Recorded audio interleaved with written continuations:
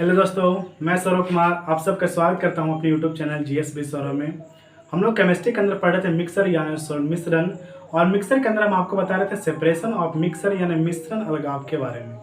Separation of mixer के अंदर जितने पॉइंट्स वो सारे पॉइंट्स हम आपको लिखा दिए थे, लेकिन सेपरेशन ऑफ मिक्सर के अंदर 2-3 पॉइंट्स हम आपको समझाना रह गया था। वो सबसे पहले जो हम आपको लिखाए थे वो लिखाए थे फिल्ट्रेशन यानी निस्यंदन। उसके बाद हम आपको लिखाए थे इवेपोरेशन यानी वाष्पीकरण। उसके बाद हम आपको बताए थे सब्लिमेशन यानी द्रव्यपातन। उसके बाद हम आपको बताए थे डेस्टिलेशन यानी आसवन। उसके बाद हम आपको लिखाए थे फ्रैक्शनल डिस्टिलेशन, क्रिस्टलाइजेशन और क्रोमेटोग्राफी।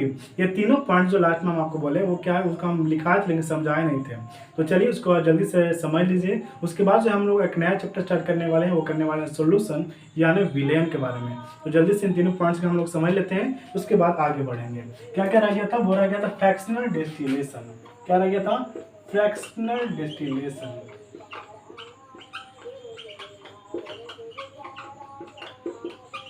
फ्रैक्शनल डिस्टिलेशन, और फ्रैक्शनल डिस्टिलेशन को हिंदी में कहा जाता है, इसको कहते हैं प्रवाही आसवन। क्या कहते हैं इसको? इसको कहते हैं प्रवाही आसवन। भाई फ्रैक्शनल डिस्टिलेशन का यूज कहाँ होता है, इसका प्रयोग कहाँ होता है? तो कहता है कि जब किसी मिक्सर के कंपाउंड के बॉइलिंग पॉइंट में बहुत कम का डिफरेंस हो, ध्यान से सुनिएगा। क्या है भले, जब किसी मिक्सर के कंपाउंड के बॉइलिंग पॉइंट में बहुत कम का डिफरेंस हो तो वहां पे जो है फ्रैक्शनल डिस्टिलेशन यानी प्रवाही आसवन का प्रयोग होता है। लेकिन हम आपको डिस्टिलेशन में बताए थे, आसवन में बताए थे कि जब किसी मिक्सर के बॉइलिंग पॉइंट में सिर्फ कम का डिफरेंस हो, ज्यादा का डिफरेंस में सिर्फ क्या हो तो बहुत कम का डिफरेंस है, तो वहां पे क्या करते हैं? डिस्टिलेशन का प्रयोग करते हैं। जैसे वहां पे हम आपको एग्जाम दिए थे परफ्यूम इंडस्ट्री का, और एक एग्जाम्पल और दिया था हम आपको, वो दिए थे वाटर और अल्कोहल का। हम क्या बताए थे उसमें कि वाटर का जो बॉइलिंग पॉइंट होता है कितना होता है? वो 100 डिग्री सेल्सियस होता है, और अल्कोहल का जो बॉइलिंग पॉइंट होता है कितना होता है? वो 57 से लेकर 58 डिग्री सेल्सियस होता है। लेकिन यहाँ पे आप देख रहे हैं कि क्या डिफरेंस काफी है, लेकिन क्या है? अंतर है। लेकिन फ्रैक्शनल डिस्टिलेशन की बात करें तो यहाँ पे जो है सिर्फ बहुत कम का डिफरेंस होगा, बहुत कम का अंतर होगा, मात्र 2 से 3 डिग्री का अंतर होगा। और इसका जो फ्रैक्शनल डिस्टिलेशन का यूज जो है वह ऑयल रिफाइनरी में किया जाता है। ऑयल रिफाइनरी में जहां से हम लोग को कच्चा तेल डाल के क्या होता है, फिर हम लोग को kerosene, petrol, diesel, LPG, CNG मिलता है। ठीक है, तो इसका यूज कहाँ करते हैं हम लोग? ऑयल रिफाइनरी में करते हैं। लेकिन इसका कैसे यूज करते हैं, इसका याद के रखने का क्या तरीका है, वो क्या हम आपको होता है कि इसमें क्या होता है, इसका कंपाउंड के बॉइलिंग पॉइंट में क्या होता है? बहुत कम का डिफरेंस होता है। इसको पहले आप लिख लीजिए, फिर हम लोग आगे बढ़ेंगे। कैसे लिखिएगा इसको? लिखिएगा जब किसी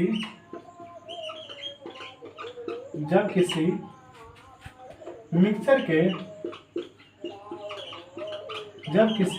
के कंपाउंड के बॉइलिंग पॉइंट में क्या करें? बॉइलिंग पॉइंट में बहुत कम का अंतर हो। क्या हो? बहुत कम का अंतर, बहुत कम का क्या हो? अंतर हो, तो क्या? तो वहां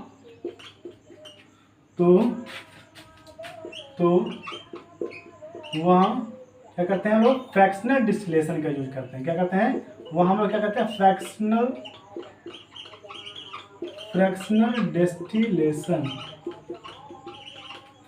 डिस्टिलेशन का प्रयोग करते हैं।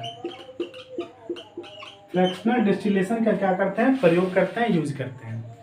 हम आपको एग्जांपल दिए थे किसका यूज कहाँ होता है, इसका एग्जांपल लिखिएगा। इसका यूज कहाँ होता है? इसका यूज होता है ऑयल रिफाइनरी में। क्या होता है? ऑयल रिफाइनरी में। कैसे होता है ऑयल रिफाइनरी में इसका यूज, इसको समझिए। जैसे देख लीजिए, ये क्या एक बॉयलर है, ये क्या एक बॉयलर है, ठीक है, ये क्या एक बॉयलर है। और इस बॉयलर में क्या होता है, यहाँ पे जो है कुछ क्या करते हैं, यहाँ पे इस तरह से क्या करते हैं, निकास निकालता है, प्लांट एक पैप के द्वारा क्या करते हैं, इसको एक ऊपर क्या करता है, निकालता है, ताकि इसको क्या करता है, एक पैम्प के, इसको यहाँ पे क्या करता है, पैम्प जोड़ा हुआ रहता है। किस तरह से देखिए, ये एक हो गया,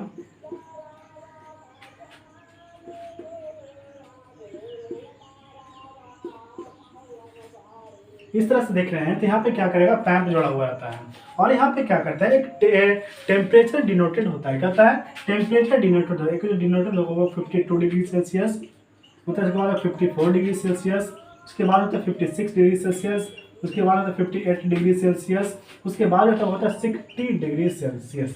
कहता है 60 डिग्री सेल्सियस।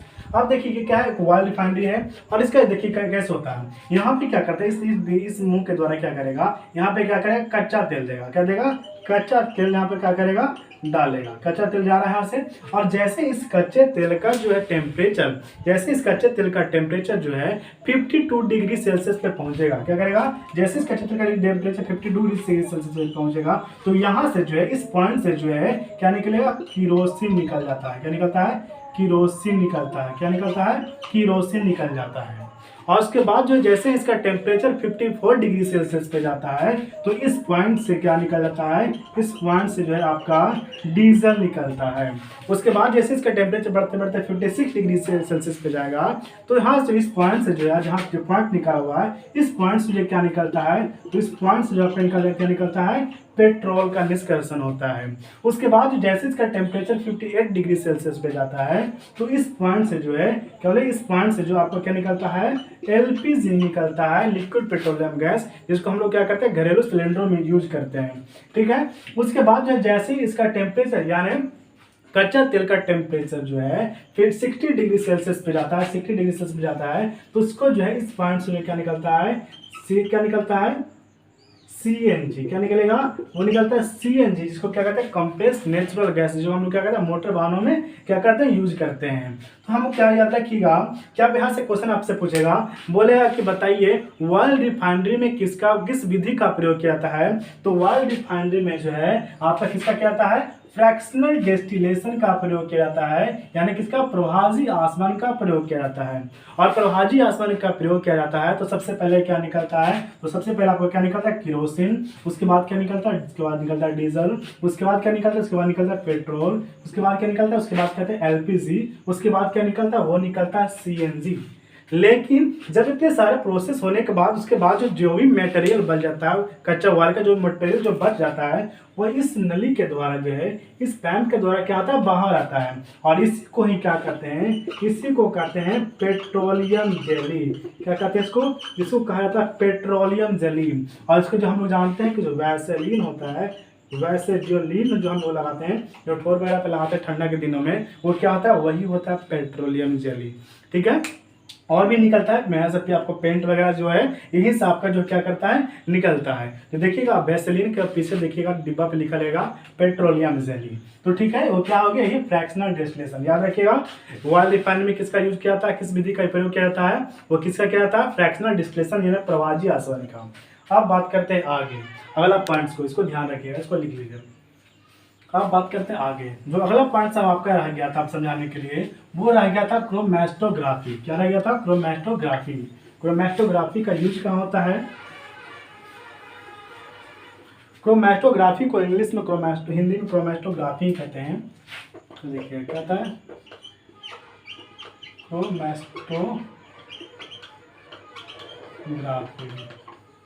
क्रोमैटोग्राफी कहता है, क्रोमैटोग्राफी का यूज जो है वह कलर को अलग करने के लिए किया जाता है। क्या कहता है, कलर को अलग करने में किया जाता है। कैसे किया जाता है उसको समझेंगे, पहले लिखिएगा।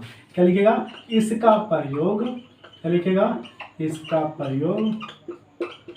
प्रयोग कलर को, किसको, कलर को अलग करने के लिए, अलग करने में किया जाता है। क्या कहता है, इसका प्रयोग कहाँ किया जाता है, अलग करने में किया जाता है।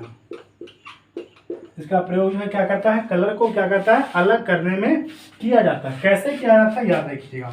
यहाँ पे जो है दो प्रकार के क्या होता है, इसका एक इक्विपमेंट होता है। क्या होता है, एक होता है एब्जॉर्बिंग पेपर। क्या होता है, एब्जॉर्बिंग पेपर। लिखिएगा, लिखिए एब्जॉर्बिंग पेपर होता है। क्या होता है, एब्जॉर्बिंग पेपर। क्या होता है, एब्जॉर्बिंग पेपर होता है। एक होता है सिलिका का परत। क्या होता है, सिलिका का क्या होता है, परत। क्या होता है, सिलिका का परत। अब कैसे होता है, इसका जो है इन दोनों का यूज कहाँ पे होता है, तो कहता है कि अगर किसी पेंट्स को हमको क्या करना है, अलग करना है, किसी कलर को जो है वो क्या करना है, अलग करना है, तो क्या करता है इस एब्जॉर्बिंग पेपर को जो है उस कलर पे क्या कर दीजिए, रख दीजिए। और जैसे ही इस एब्जॉर्बिंग पेपर को उस कलर पर रख देगा तो उस कलर को क्या कर देगा, एब्जॉर्बिंग पेपर क्या करेगा, उसको क्या कर लेता है, एब्जॉर्ब कर लेता है और उस कलर को क्या कर देता है, अलग कर देता है। ठीक उसी तरह से जो ये सिलिका जो देख रहे हैं, सिलिका जो परत जो है इसी तरह से काम करता है। इस सिलिका का परत को क्या कर दीजिए, उस कलर पे रख दीजिए और उस कलर को क्या कर लेगा, ये एब्जॉर्ब करके क्या कर लेगा, उसको अलग कर देगा। तो क्या करेगा, कहेगा आपसे पूछे कि बताओ कि अलग करने के मतलब कलर को अलग करने के लिए किस विधि का प्रयोग किया जाता है, तो वो किस विधि का प्रयोग किया जाता है, तो वो किया जाता है क्रोमैटोग्राफी का प्रयोग किया जाता है। ठीक है, अब अगला जो पॉइंट हमारा रह गया था वो रह गया था क्रिस्टलाइजेशन यानी रवाकरण। क्या रह गया था, वो रह गया था क्रिस्टलाइजेशन यानी रवाकरण। लिख लीजिए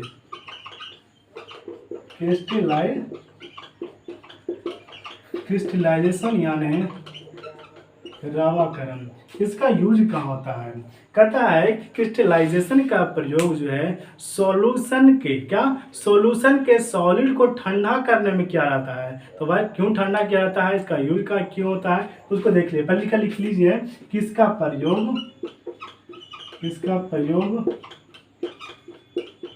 प्रयोग सॉल्यूशन के या मिक्सर के, लिख लीजिए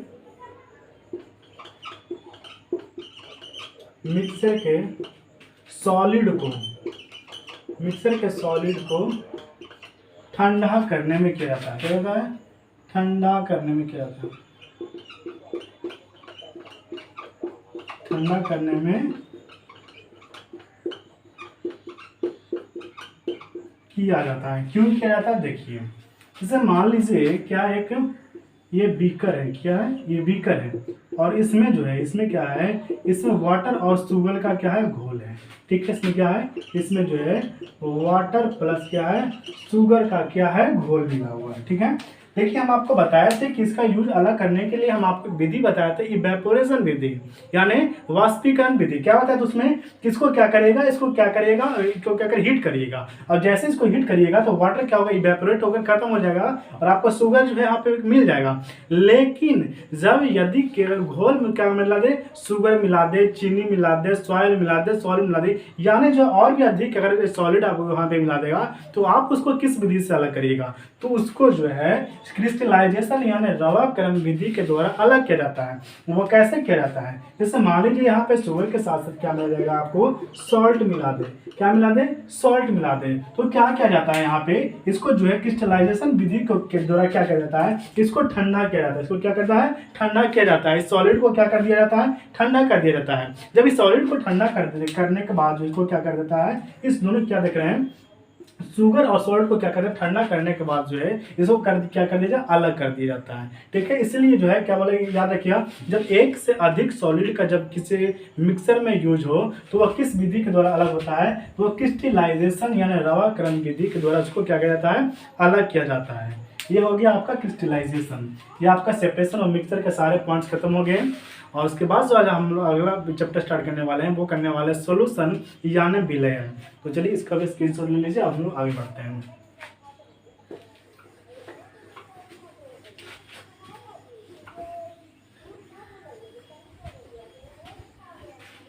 क्या होगा अगले चैप्टर हम लोग का, वो होगा सॉल्यूशन। क्या होगा, सॉल्यूशन यानी विलयन।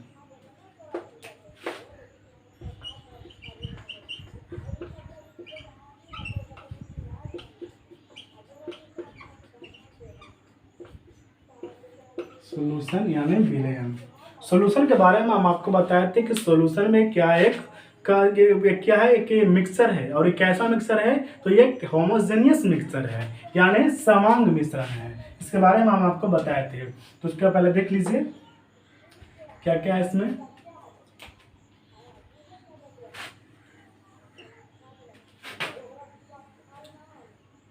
सबसे पहले हम लोग बात करते हैं इसको किसका डिफिनेशन की, किसका क्या मतलब है, तो लिखिएगा मीन।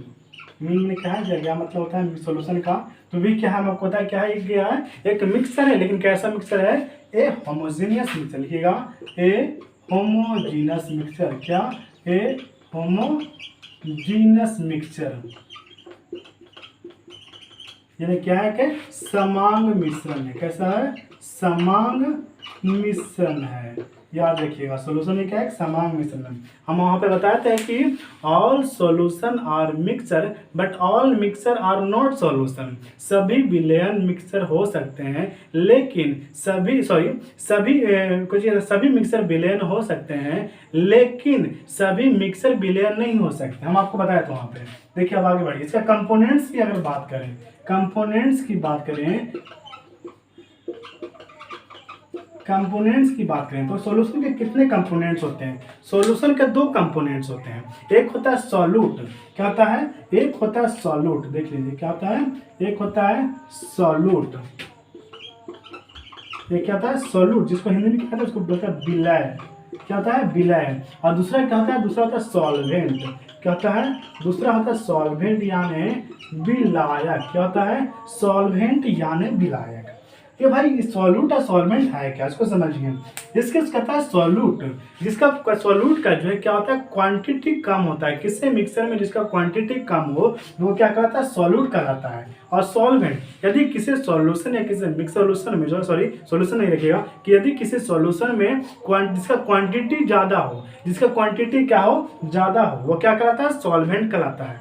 वो कैसे? देख लीजिए, क्या देखिएगा, क्या कहलाता है? Less quantity. ठीक है, ये क्या है?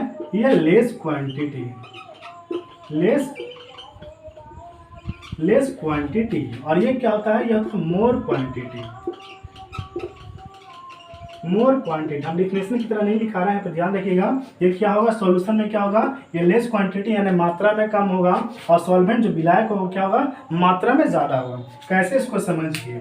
देखिए जैसे मान लीजिए क्या यहाँ एक, देखिए एक बीकर है, ये बीकर है, और इस बीकर में जो है, इस बीकर में जो है क्या है? इस बीकर में जो है ये क्या है? सॉल्यूशन डाला हुआ है। ये जो सॉल्यूशन डाला हुआ है वो डाला हुआ है वाटर प्लस सॉल्ट का। मान लीजिए वाटर प्लस क्या है? सॉल्ट का। ये क्या है? सॉल्यूशन डाला हुआ है। ठीक है, ये देखिए अब देख रहे हैं यहाँ पे जो वाटर का जो क्वांटिटी है, मान लीजिए वाटर का जो क्वांटिटी है यहाँ पे क्या है?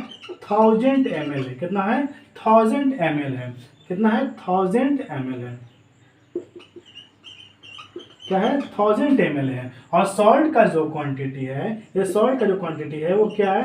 मात्र 10 ग्राम है। कितना है? मात्र 10 ग्राम है। तो यहाँ पर आप देख सकते हैं कि इसका वाटर का क्वांटिटी क्या है? ज्यादा है। तो जो वाटर का जिसका जो क्वांटिटी ज्यादा होता है वो क्या कहलाता है? सॉल्वेंट कहलाता है। वो क्या कहलाता है?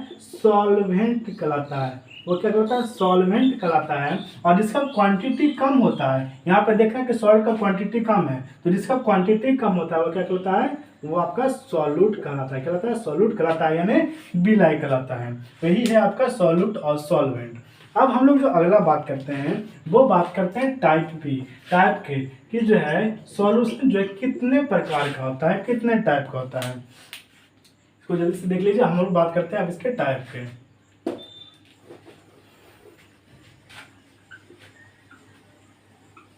सॉल्यूशन कितने टाइप का होता है। ठीक है, हम लोग तो बात कर ली इसका डिफिनेशन की, इसका मेन की मतलब का, इसका कंपोनेंट्स की बात करें। अब बात करते हैं इसके टाइप की, कि यह जो है कितने प्रकार का होता है।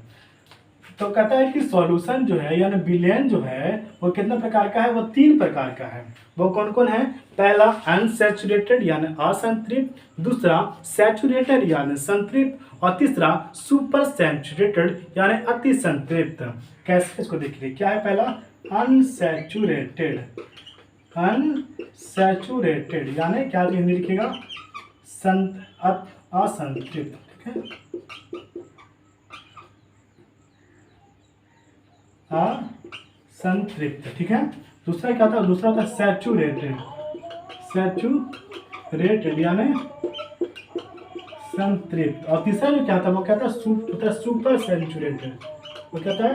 सुपर सैचुरेटेड यानी अति संतृप्त। लिख लीजिएगा यहाँ पे। तो क्या होता है? अति संतृप्त।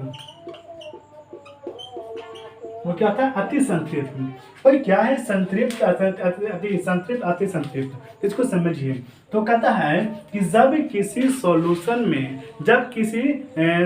में उसकी कैपेसिटी से कम सॉल्वेंट क्या हो, डिजोल्व है, उसको कैपेसिटी से कम सॉल्वेंट डिजोल्व हो, तो क्या कहलाता है, अनसैचुरेटेड कहलाता है। देखिए यहाँ पे लिखिएगा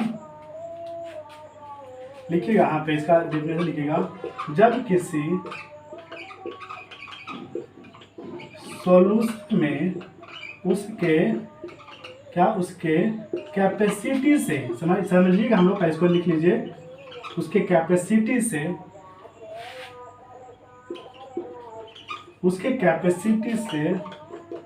कम सॉल्वेंट,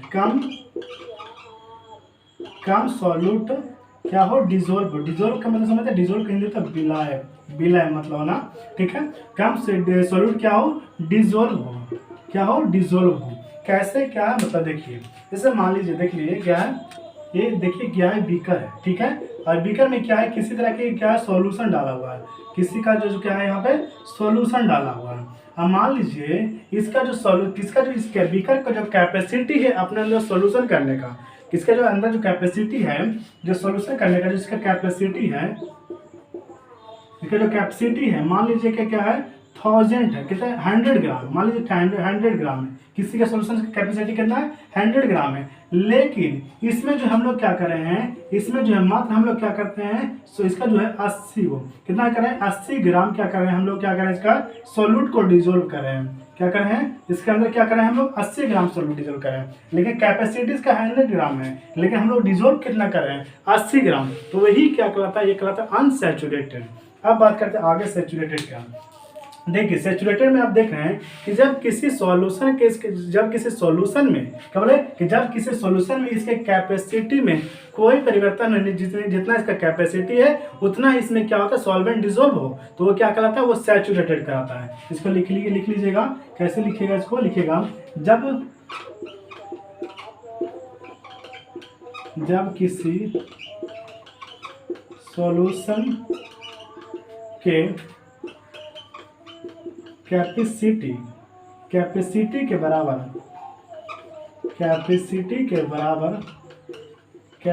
के बराबर सॉल्यूट डिजोल्व हो, क्या हो, सॉल्यूट क्या हो, डिजोल्व हो, तो वो क्या कहलाता है, सैचुरेटेड कहलाता है। जैसे यहाँ पे भी एग्जांपल लिख लीजिए, ये क्या है, एक बीकर है, ये भी क्या है, किसी का क्या है, यहाँ पे सॉल्यूशन इसमें डाला हुआ है, और इसका कैपेसिटी जो देख रहे हैं, इसका जो कैपेसिटी देख रहे हैं कितना है, 100 ग्राम है। और इसमें इसका जो सॉल्यूट जो है, इसका जो सॉल्यूट जो है, उस सॉल्यूट कितना मिला हुआ है, तो ये भी जो कितना है, 100 ग्राम मिलाया हुआ है। यानी यहाँ पे जिसकी कैपेसिटी भी 100 ग्राम है और इसे मिलाया हुआ भी 100 ग्राम है। यानी कैसा सॉल्यूशन है, ये कैसा सैचुरेटेड सॉल्यूशन है, यानी संतृप्त विलयन है, ठीक है। अब बात करते हैं सुपर सैचुरेटेड का, अति संतृप्त का। तो कहता है कि जब किसी सॉल्यूशन के क्या होता है, जब किसी सॉल्यूशन के कैपेसिटी से अधिक क्या कर, उसमें सॉल्वेंट क्या कर दिया जाए, मिला दिया जाए। जब किसी सॉल्यूशन के कैपेसिटी से अधिक सॉल्वेंट को मिला दिया जाए तो वह क्या कहलाता है, सुपर सैचुरेटेड कहलाता है, यानी अति संतृप्त कहलाता है। तो यहाँ भी इसका डिफिनेशन लिख लीजिएगा कि जब किसी सॉल्यूशन में कैपेसिटी से अधिक, यहाँ पे अलग है लिख लीजिएगा, कैपेसिटी से अधिक क्या कर रहे हैं, सॉल्वेंट क्या हो, डिजोल्व हो, तो वह क्या कहलाता है, तो वह क्या होता है, सुपर सैचुरेटेड कहलाता है। यहाँ पे लिख दे, तो वह क्या, बस इतने रखे, क्या हो, वह सोल्यूट डिजोल्व हो, ठीक है। आप देखिए इसका एग्जांपल लिख लीजिए, इसका क्या एग्जांपल लिखिएगा, ये भी देखिए, मान लीजिए क्या है, क्या इसमें क्या डाला हुआ है, एक सॉल्यूशन डाला हुआ है। अब ये जो सॉल्यूशन डाला हुआ है, मान लीजिए इस सॉल्यूशन में जो कैपेसिटी है, इस सॉल्यूशन में जो क्या है, कैपेसिटी जो है इसका कितना है, मान लीजिए 120 है, सॉरी क्या है, 100 ग्राम का इसका कैपेसिटी है, और इसमें जो सॉल्वेंट का जो है, इसमें सॉल्वेंट जो है कितना डाला हुआ है, वो डाला हुआ 120 ग्राम। तो इसका कैपेसिटी 100 ग्राम, लेकिन इसमें डाल दिया कितना, इसमें डाला हुआ 120 ग्राम, तो इसका कैपेसिटी से ज़्यादा हो गया, तो यही कहलाता है आपका सुपर सैचुरेटेड। ये तो थ्योरी, इससे क्वेश्चन नहीं आता है, इसको सिर्फ समझाने के लिए हम आपको इसका यूज आ गया है। वो कैसे इसका देख लीजिए, फिर से बताते हैं। अनसैचुरेटेड जिसका कैपेसिटी से क्या हो, कम डिजोल्व हो, क्या कहते हैं अनसैचुरेटेड। सैचुरेटेड जिसका कैपेसिटी के बराबर डिजोल्व हो, क्या होता है सैचुरेटेड। सुपर सैचुरेटेड जिसका कैपेसिटी से क्या हो, अधिक डिजोल्व हो, वो क्या कहता है सुपर सैचुरेटेड कहलाता है। इसको आप लिखिए, तो सिर्फ थ्योरी, इससे क्वेश्चन नहीं आता है। क्वेश्चन आएगा इसके आगे, इसके आगे कैसे क्वेश्चन पूछेगा वो हमको बताते हैं। ठीक, इसको देखिए आगे। क्वेश्चन आपका पूछता है विलयन पर यानी सॉल्यूशन पर ताप का प्रभाव, कि यदि हम किसी सॉल्यूशन में क्या करेंगे, उसके टेम्परेचर को बढ़ाएंगे, तो क्या उसमें सॉल्यूट का डिजोल्व बढ़ेगा कि घटेगा, क्या होगा। वो इसी तरह से वहाँ पे आपको क्वेश्चन पूछता है, ये यहाँ पे लिखिएगा, इसलिए हम आपको इतना समझाएं यहाँ पे इसको समझने के लिए। ठीक है, क्या लिखिएगा, लिखिएगा विलयन में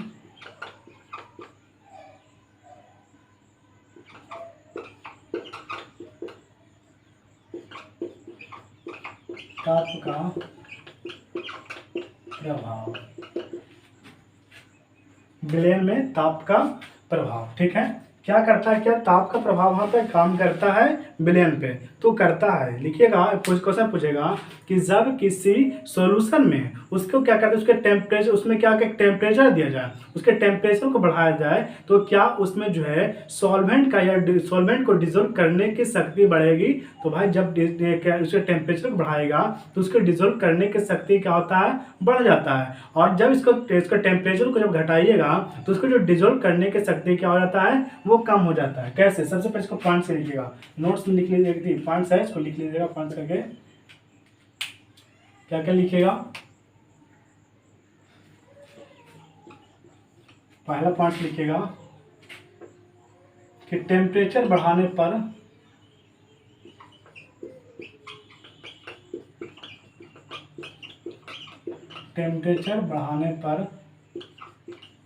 पर डिजोल्व करने की शक्ति, डिजोल्व करने की क्षमता क्या होता है, बढ़ती है। डिजोल्व करने की क्षमता क्या होता है, बढ़ती है, पहला पॉइंट। दूसरा पॉइंट याद रखिएगा कि टेम्परेचर घटाने पर क्या होता है, टेम्परेचर घटाने पर डिजोल्व करने की क्षमता, डिजोल्व करने की क्षमता क्या होता है, घटता है। ये बहुत इंपॉर्टेंट है, यहाँ पे लीजिएगा VVI, यहाँ पे इसका बहुत क्वेश्चन देखा जा चुका है। ठीक है, आप तीसरा पॉइंट से याद रखिएगा, फिर तीसरा पॉइंट से आप याद रखिएगा कि सॉल्यूशन पे जो है, सॉल्यूशन पे इस पे जो प्रेशर का कोई प्रभाव नहीं पड़ता है, यानी दाब का कोई प्रभाव नहीं पड़ता है।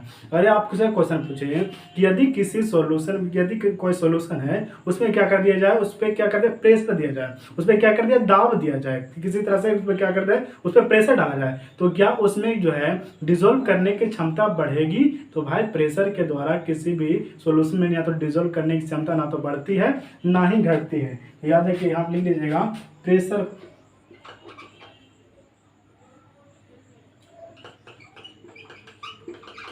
के द्वारा सॉल्यूशन पर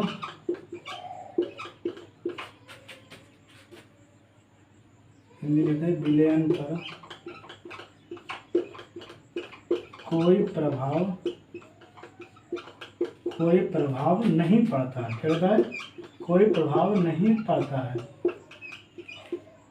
ठीक है, ये हो गया आपको इस समझाने के लिए हम आपको इतना सारा थ्योरी लगाए थे। यहाँ से आपको सिर्फ 3 ही क्वेश्चन बनता है। ठीक है, पहला तो आपको पूछेगा कि टेम्परेचर बढ़ाने पर क्या होगा, टेम्परेचर बढ़ाने पर क्या उसका क्षमता बढ़ेगा सोल्यूशन का, और टेम्परेचर घटाने पर क्या होगा, इसकी क्षमता डिजोल्व करने की क्षमता क्या हो जाएगा, कम हो जाएगा। लेकिन इस पर प्रेशर का कोई प्रभाव क्या होता है, नहीं पड़ता है। बस 3 ही पॉइंट्स यहाँ से आपको मिलेगा।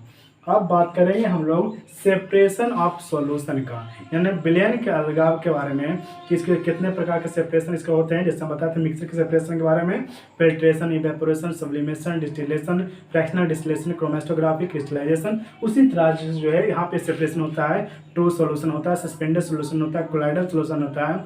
ट्रू सॉल्यूशन को क्या कहा जाता है, सस्पेंडेड सॉल्यूशन क्या जाता है, कोलाइडल सॉल्यूशन क्या जाता है। इसके बाद यहाँ पे पूछेगा इसके कण के बारे में पूछा जाता है, इसके पार्ट, इसके साइज के बारे में पूछा जाता है कि बताइए ट्रू सॉल्यूशन का साइज क्या होता है, सस्पेंडेड सॉल्यूशन का साइज होता है क्या होता है, कोलाइडल सॉल्यूशन का साइज क्या होता है। इसके बारे में और भी बहुत सारे पॉइंट्स हैं, वहाँ पे हम आपको बताएंगे, लेकिन इसके आज इतना ही रहने देते हैं। इसके बाद जो हम लोग कल चलेंगे।